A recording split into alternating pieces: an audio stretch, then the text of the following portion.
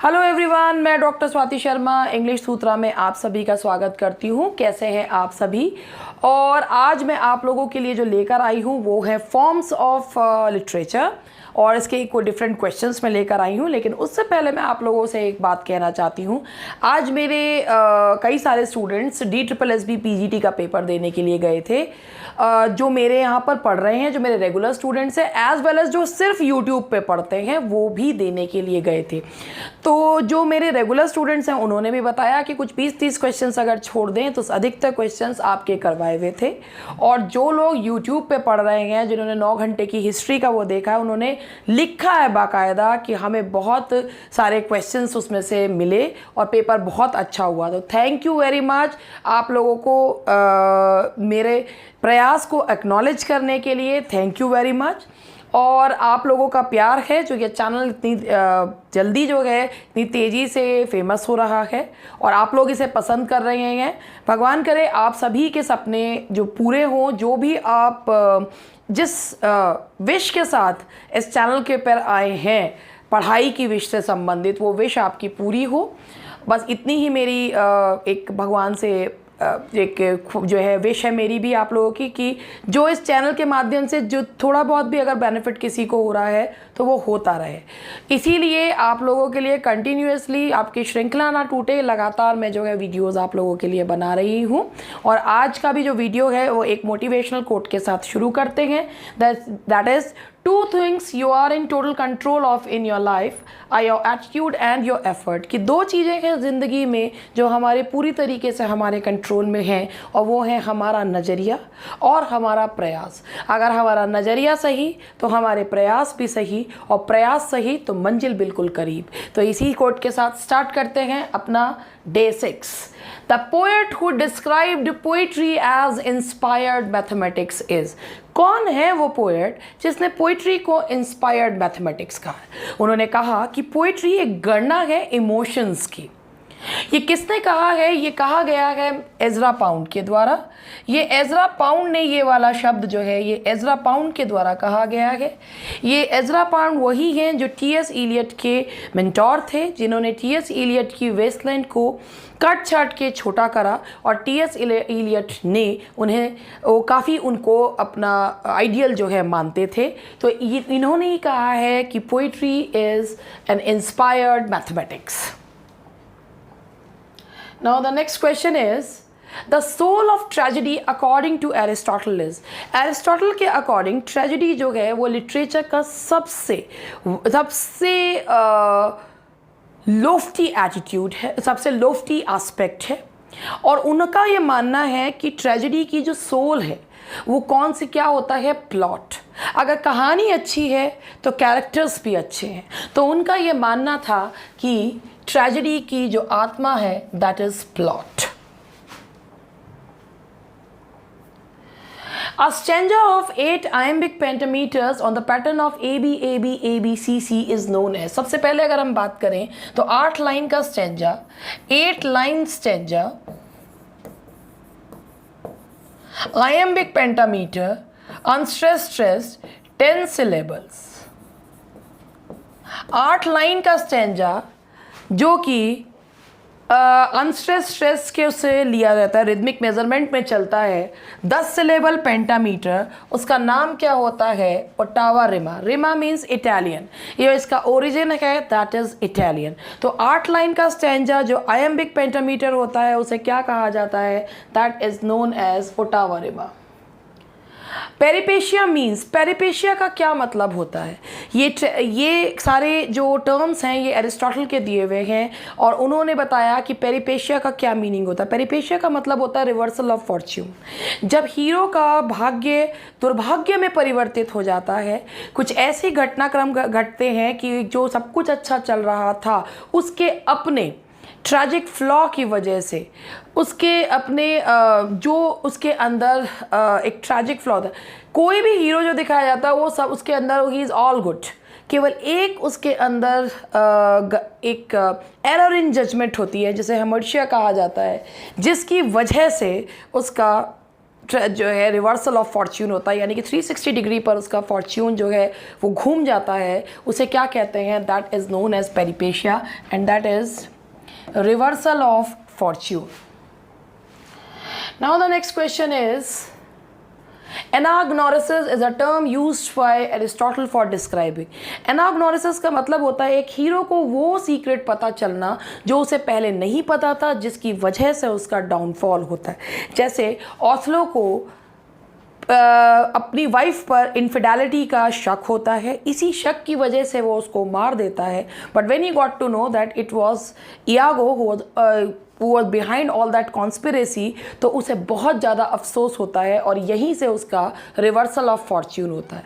तो एक ऐसी चीज़, एक ऐसा सीक्रेट जो पता चलता है और जिसकी वजह से उसका डाउनफॉल होता है, उसे क्या कहा जाता है? Anagnorisis, the moment of discovery by the protagonist. Now the next question is the foot in prosody is a basic unit of. Foot होता क्या है? फुट का मतलब होता है रिदमिक मूवमेंट, आवाज़ का उठना गिरना, that is known as foot. तो इसका आंसर है that is rhythmic measurement. Rhythmic measurement, कहाँ आवाज़ गिरी, कहाँ आवाज़ उठी, कहाँ आवाज़ सिर्फ उठी ही उठी, उसे कहा जाता है दैट इज रिदमिक मेजरमेंट.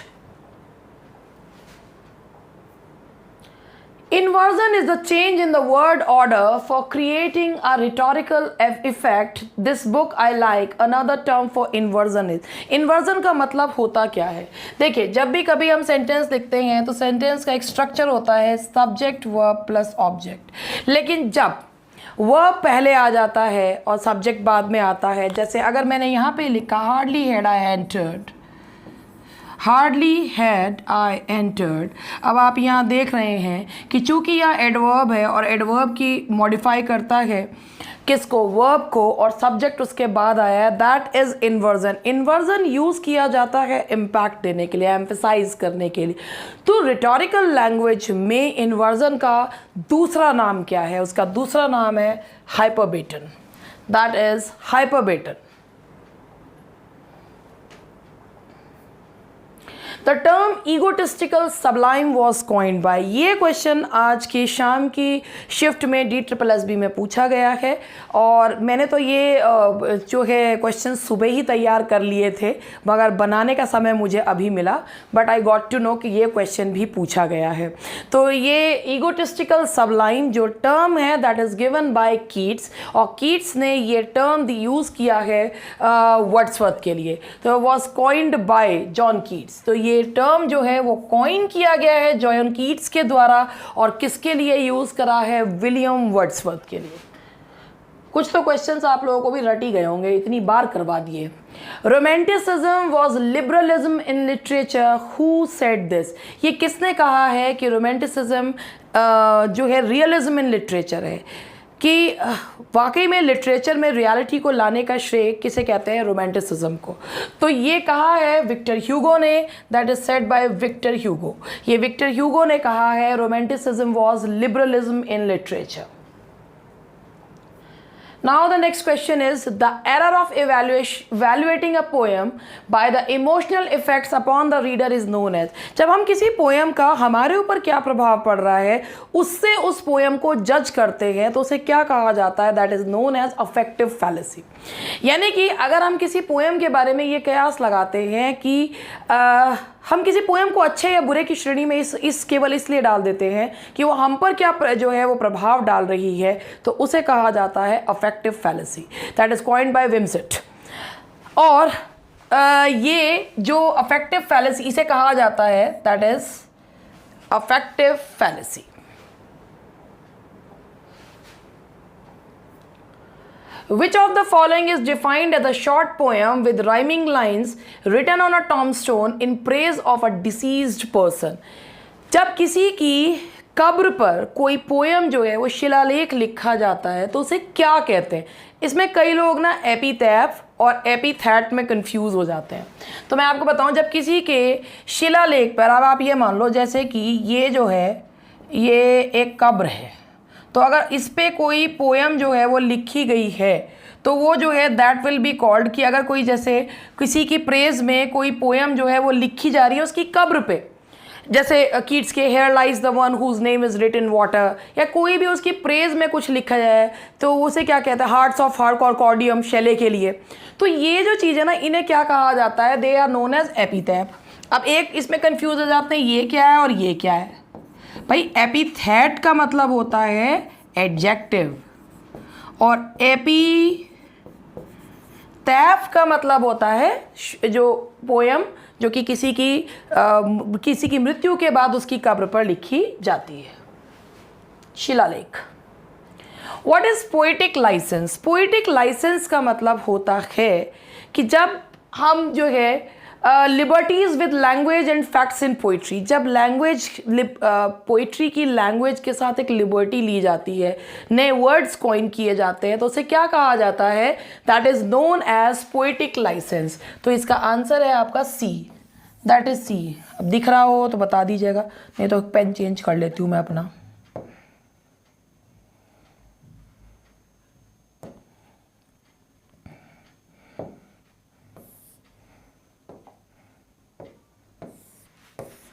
देखिए, that is liberties with language and facts. Now the next question is what is the theme of the proletarian novel? देखिए, नॉवल जो होते हैं, एक होते हैं बॉर्जेस नॉवल। ये जो बॉर्जेस नॉवल होते हैं ये मिडिल क्लास से संबंधित होते हैं। एक होते हैं प्रोलिटेरियन नॉवल, ये बहुत बाद में आए। प्रोलिटेरियन नॉवल्स होते हैं जो वर्किंग क्लास से संबंधित होते हैं। तो ये जो प्रोलिटेरियन नॉवल्स होते हैं they are about the people of working class. A character which remains almost unchanged throughout the story is called, एक ऐसा कैरेक्टर जो पूरे उसमें चेंज ही नहीं होता, जैसे डिकेंस के कैरेक्टर को कहा जाता है जैसे थे वैसे ही रहे, ना कुछ चेंज होता है, ना बढ़ते हैं, ना कुछ, उनके अंदर कोई चेंज नहीं होता। They are known as flat characters. अब ये round characters and flat characters जो दिया था, कॉन्सेप्ट दिया था, that was given by E.M. Forster in his aspects of novel. उन्होंने अपने E.M. फॉस्टर ने एस्पेक्ट्स ऑफ नॉवल में फ्लैट कैरेक्टर, राउंड कैरेक्टर, इनके बारे में दिया। तो एक ऐसा कैरेक्टर जो चेंज ही नहीं होता, और डिकेंस के जो अधिकतर कैरेक्टर्स होते हैं they are flat characters. Now the next question is the terza rima is a stanza of, rima मैंने आपको बताया इटालियन ओरिजिन। terza rima एक 3 लाइन का स्टेंजा होता है जिसमें इंटर रिलेटेड लाइन्स होती हैं। तो ये 3 लाइन के स्टेंजा को क्या कहा जाता है, that is known as terza rima। The scientific study of the development of language is known as, किसी लैंग्वेज के कैसे उसका जो है बड़ी फली फूली, उसके अंदर क्या क्या ग्रोथ हुई, उस सब को क्या कहा जाता है, that is known as philology, that is philology. Using softer sounding words to avoid bluntness, जब हम हार्श वर्ड्स की जगह सॉफ्ट वर्ड्स को यूज़ करते हैं तो उसे कहा जाता है यूफेमिज्म, दैट इज़ यूफेमिज्म। जैसे मृत्यु, डेड की जगह पास्ट अवे, तो ये जो वर्ड्स होते हैं they are known as euphemism. Father of our country and the great emancipator, ये किसके एग्जाम्पल्स हैं? जब हम किसी को एक ये एडजेक्टिव्स दे रहे हैं, ये तो उसे क्या कहा जाता है, मैंने अभी आपको बताया था, that is known as epithet. Father of our country, किसी को कंपेयर कर रहे हैं, किसी को, ये एक एडजेक्टिव है तो इसे क्या कहा जाता है, that is epithet. Now the next question is brief history told to illustrate a point or serve as an example of something, often showing character of an individual। जब हम किसी बात को समझाने के लिए बीच में कुछ एग्जाम्पल देते हैं या कोई कहानी सुनाते हैं तो उसे क्या कहा जाता है, that is known as anecdote.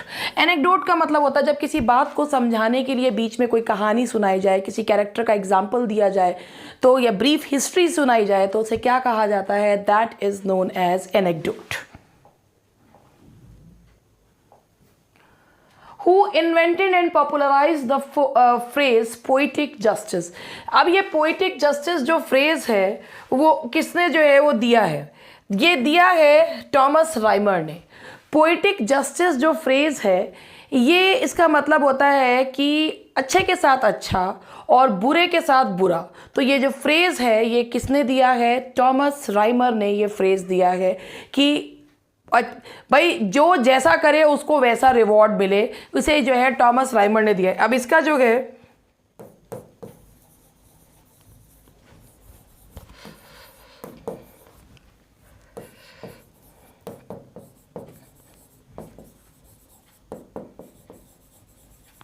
ये इसमें इन्होंने ये कॉन्सेप्ट दिया है tragedy of the last age considered. Light चली गई है हमारे यहाँ, गर्मी बहुत हो रही है इसलिए मुझे पसीना आ रहा है।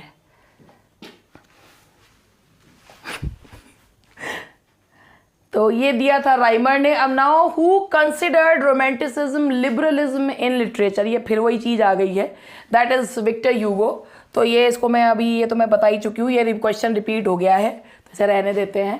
Complete the sentence simplicity sweet music and melody are remarkable features of. कि सिंप्लिसिटी सिंपल साधारण कहानियाँ, स्वीट म्यूजिक बैलेड जो थे वो डांस के लिए जो हैं वो लिखे गए थे। तो सिंप्लिसिटी स्वीट म्यूजिक और मेलोडी किसके फीचर्स हैं? वो हैं बैलेड के। They are the features of ballad. Conceit and wit are the features of. जब मेटाफिजिकल पोइट्री लिखी गई तो उसमें कंसीट का यूज़ किया गया। कंसीट का मतलब होता है फार फैच्ड इमेजेस, कुछ ऐसी इमेजेस का यूज़ करना जिसका कहीं से कहीं तक भी कोई लेना देना नहीं है। जैसे कि ये कंसीट और विट का मतलब होता है ज़रूरत से ज़्यादा पांडित्य प्रदर्शन को करना, और ये दोनों क्वालिटीज़ पाई जाती हैं मेटाफिजिकल पोइट्री में। If you want to read the poems of metaphysical poets you have to be well versed the science and all that things जो उसके बारे में बात कर रहे हैं। जैसे जॉर्डन की अगर पोएम्स हैं तो उन्होंने कंसीट को यूज़ करा है कि जैसे उन्होंने फ्लिया से कंपेयर कर दिया है, या उन्होंने अपनी बिलवड को खुद को जो है वो कंपस के फिक्स फुट और मूविंग फुट से कंपेयर किया। तो ये जो फार फैच्ड इमेजेस होती हैं इन्हें क्या कहा जाता है? कंसीट। तो ये एग्जाम्पल है आपका किसका? दैट इज ये पाई जाती हैं कंसीट एंड विट, ये फीचर्स हैं मेटाफिजिकल पोइट्री का। Now the expression Victorian compromise is first used by। ये एक्सप्रेशन विक्टोरियन कॉम्प्रोमाइज सबसे पहले किसके द्वारा यूज़ किया गया था? सबसे पहले अगर हम बात करें Victorian compromise in the three fields कि धर्म के में और कंज्यूमेशन और ये रीज़न, ये विक्टोरियन कॉम्प्रोमाइज था कि तर्क को भी मानना है और उसके साथ रिलीजन को भी वो देना है। तो रिलीजन के क्षेत्र में और गवर्नमेंट के में डेमोक्रेसी एंड एरिस्टोक्रेसी, रिलीजन के लिए तर्क और रिलीजन दोनों को मानना, and physical relationship only after marriage, ये विक्टोरियन कॉम्प्रोमाइज़। और ये टर्म जो यूज़ किया है उन्होंने किसने यूज़ किया है? G.K. चेस्टरटन ने ये टर्म जो है वो यूज़ किया है द विक्टोरियन कॉम्प्रोमाइज़। हालांकि जो ये विक्टोरियन कॉम्प्रोमाइज़ जो टर्म है ये लिखा है, ये दिया है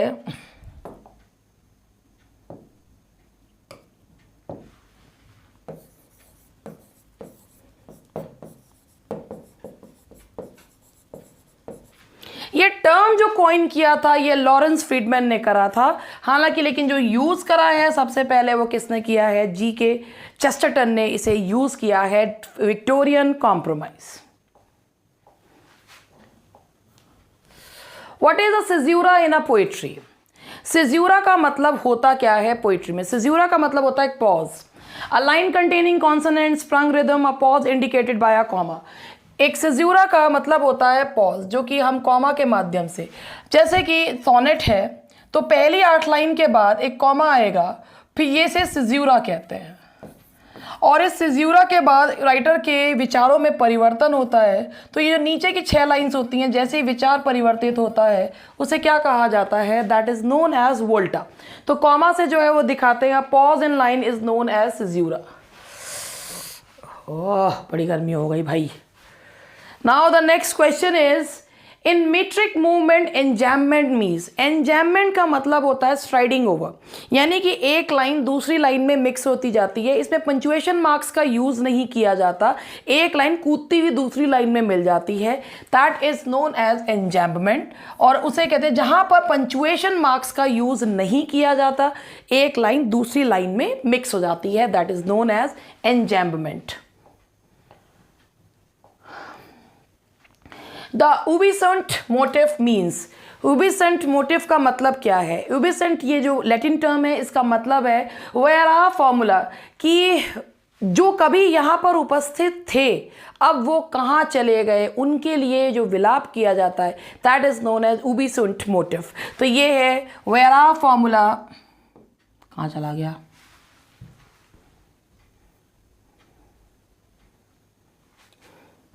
that is the Vera formula for lamenting the past. Now the next question is, the term for the novel is the term for novel in most European language is, that is novelette. Boss जो novel के लिए European language में जो word use किया जाता है, that is नॉवलेट। ठीक है, तो इसका आंसर है आपका नॉवलेट। Now the next question is, jounce is an euphemism for, अभी euphemism मैंने आपको बताया था कि एक हार्श चीज को एक सॉफ्ट चीज से बदल देने को euphemism कहा जाता है। और ये जो jounce है, that is ये बना है गॉड्स वुंड्स। देखिए वुंड्स यानी कि जख्म, ज्यूज गॉड, मिलके हो गए जाउंड्स। तो जो है इसको कहा जाता है, गॉड्स वुंड्स के लिए यूज किया जाता है, ये यूफेमिज्म है, that's zounds. Now the last question is, one of the following is an epistolary novel. Epistolary novel जो है उस वो जो लेटर की फॉर्म में लिखा जाता है उसे एपिस्टलरी नॉवल कहा जाता है। और ये नॉवल है पैमेला और वर्च्यू रिवॉर्डेड, जो कि लिखा गया, that's an epistolary novel. I hope कि आपको ये वीडियो पसंद आए। अगर पसंद आए तो अपनी तैयारी में इसका योगदान मतलब आपकी तैयारी में ये इसका योगदान रहेगा। And thank you very much, मिलते हैं कल।